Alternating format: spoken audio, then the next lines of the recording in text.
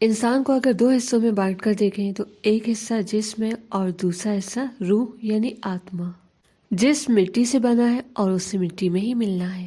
روح اپنے رب کے پاس سے آئی ہے اور اسے واپس وہیں جانا ہے۔ انسان کے جسم کو آج ایک مکان سے کمپیئر کر کے سمجھنے کی کوشش کرتے ہیں۔ مکان کے باہری حصے میں جو اوپن ایریا ہے وہ جسم ہے اور کمرے روح۔ آج میجورٹی ان لوگوں کی ہے جو اپنے ہی گھر کے باہری حصے میں ٹھہرے ہوئے ہیں، لیکن انہیں خبر ہی نہیں ہے کہ گھر تو ان کا اندر ہے، اور نہ جانے کتنے ہی لوگ یوں ہی باہر ہی پڑے پڑے اس دنیا سے چلے گئے، نہ وہ خود کچھ سمجھ سکے اور نہ ہی انہیں کسی نے یہ راز بتایا کہ تمہارا اصلی گھر تو اندر ہے، تم باہر ہی کیوں پڑے ہو۔ انسان اپنے گھر کے باہر بیٹھ کر دنیا کے رنگین نظاروں میں اس طرح کھو جاتا ہے کہ اسے اس بات کی فکر بھی نہیں رہتی کہ اسے اندر جانا ہے۔ یعنی آج انسان کو اپنے جسم کی فکر زیادہ ہے، تبھی تو قدم قدم پر بیوٹی پارلر کھلے ہوئے ہیں، گلی گلی میں جم ہے، بوٹیک کی بھی بھرمار ہے، اور انہی سب کے بیچ کچھ دکانیں رب سے ملوانے کے لیے بھی کھل گئی ہیں۔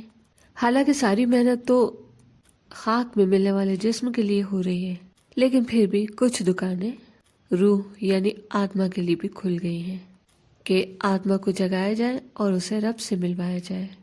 آپ ان دکانوں پر جائیے، موٹی رقم دیجیے، ایڈمیشن لیجیے، بس فیس دے دی نا تو اب سرنڈر کر دیجیے وہاں کے لیڈر کے سامنے، پھر انتظار کریے اور کرتے ہی رہیے۔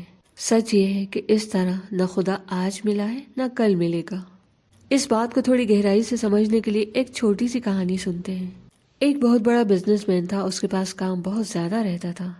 اس نے ایک جن کو اپنے قبضے میں کر لیا، اس ارادے سے کہ اب اس جن سے ہی کام لیا کروں گا۔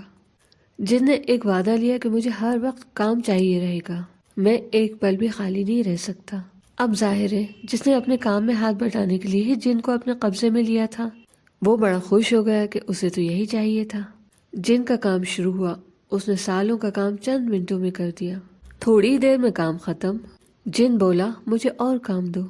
اب کچھ کام بچا ہی نہیں تھا۔ وہ آدمی بڑا پریشان۔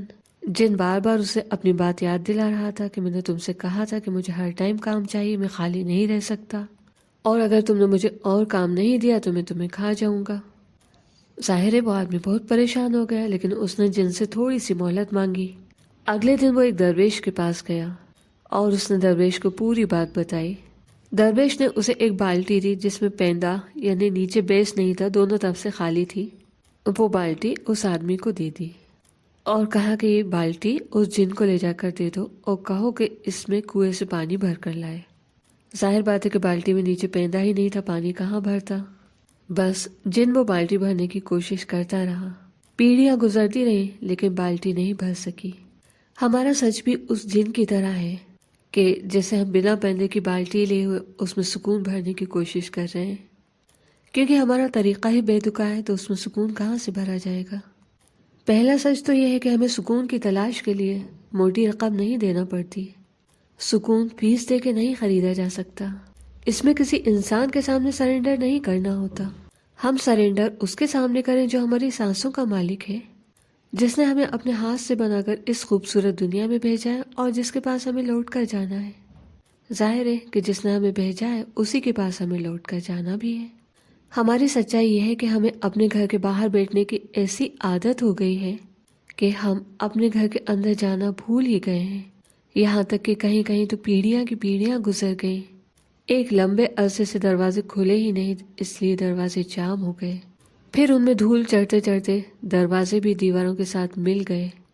اب تو فرق بھی سمجھ میں نہیں آتا کہ کہاں دیواریں ہیں اور کہاں دروازے، کیونکہ نہ ہی ماں باپ کو معلوم تھا کہ سچ کا راستہ کون سا ہے اور نہ ہی ان کے ماں باپ کو۔ اس طرح بھٹکتے بھٹکتے کئی پیڑھیاں بھٹک گئیں۔ اب کچھ لوگ اپنے گھر کے اندر آنا بھی چاہتے ہیں تو سمجھ ہی نہیں آتا کہ راستہ کہاں ہے، کیونکہ دیواروں اور دروازوں نے تو ایک ہی روپ لے لیا ہے، اور نکل جاتے ہیں سیدھی راہ کی تلاش میں، اور اکثر ہی پھنس جاتے ہیں ڈھونگیوں کے جال میں۔ وہ ڈھونگی کبھی پیر فقیر کے روپ میں پائے جاتے ہیں تو کہیں سنت مہاتما کا مکھوٹا لگا لیتے ہیں، اور بھولے بھالے لوگوں کو بنا پیندے کی بالٹی میں پانی بھرنے کی کوشش میں لگا دیتے ہیں۔ جس طرح نہ وہ بالٹی کبھی بھری ہے اور نہ کبھی بھرے گی۔ یعنی رب کو پانے کے ایسے طریقے بتاتے ہیں جس سے انسان رب کو پانا تو دور بلکہ اور بھٹک جاتا ہے۔ ایسے کئی ڈھونگی جیل کی ہوا بھی کھا رہے ہیں اور بہت سارے شک کے دائرے میں ہیں۔ ہمیں اپنے گھر کے اندر جانے کے لیے خود ہی دیواروں کو توڑنا ہوگا۔ سب سے پہلے یہ بات سمجھ لیں کہ خدا بکتا نہیں ہے اور نہ ہی وہ قسطوں میں ملتا ہے کہ سالوں چکر لگاتے رہیے اور پھر خالی ہاتھ اپنے گھر واپس آ جائیے۔ اور یہ بھی یاد رکھیں کہ خدا صرف امیروں کا نہیں ہے کہ بس جو پیسہ خرچ کرے گا اسے ہی خدا ملے گا۔ خدا سب کا ہے، وہ اسے ملے گا جس کی لگن سچی ہوگی۔